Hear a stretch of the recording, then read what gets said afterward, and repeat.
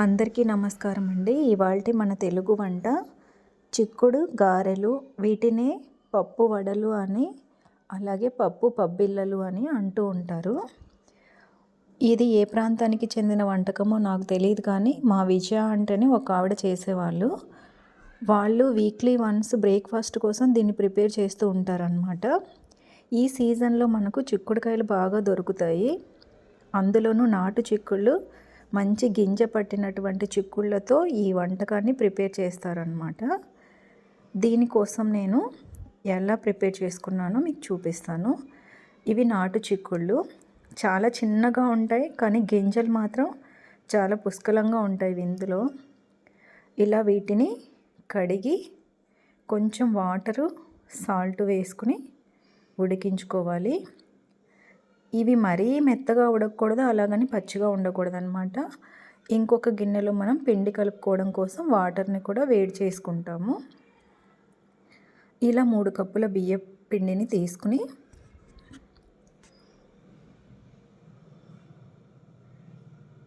Already వేడి చేసినటువంటి water,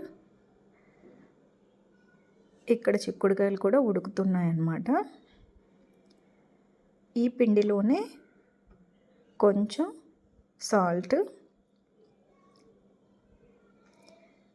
కొత్తిమీర,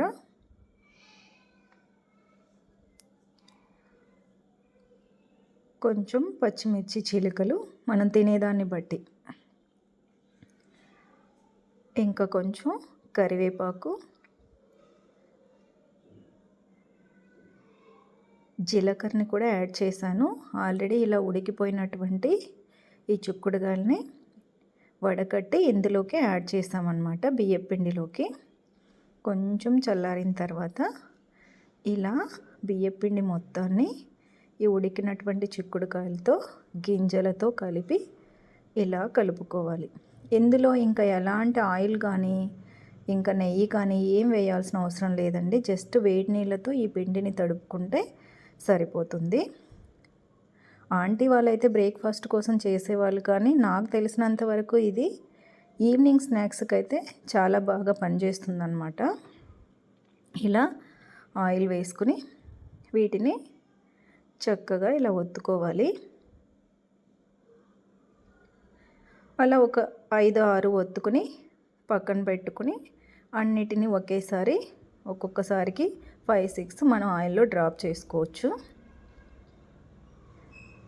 చూసారు కదా, మరీ పలుసగా కాకుండా మరీ మందంగా కాకుండా ఇలాగా వరుసనే నేను ఒక 5 రెడీ చేసేసుకుని ఆయిల్లో వేస్తాను అన్నమాట.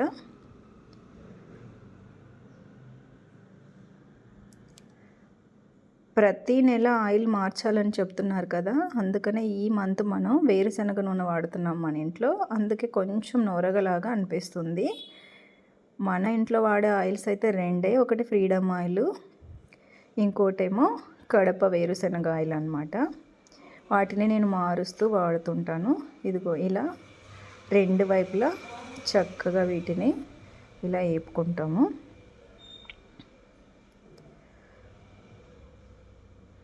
ఇవి మంచి పోషకాలు ఉన్న ఫుడ్ అండి. ఎలాంటి గ్యాస్ ప్రాబ్లమ్స్ రావు, ఎందుకంటే ఇది బియ్యం పిండే కాబట్టి. అందులోనూ చిక్కుడుకాయలో ఉన్నటువంటి పోషక విలువల గురించి మనందరికీ తెలిసిందే.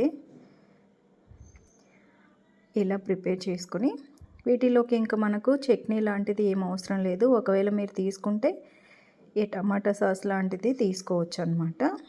ఇలా మొత్తాన్ని ప్రిపేర్ చేశాను. పిల్లలకి హెల్త్కు మంచిది, అలాగే టేస్ట్ కూడా చాలా బాగుంటాయి.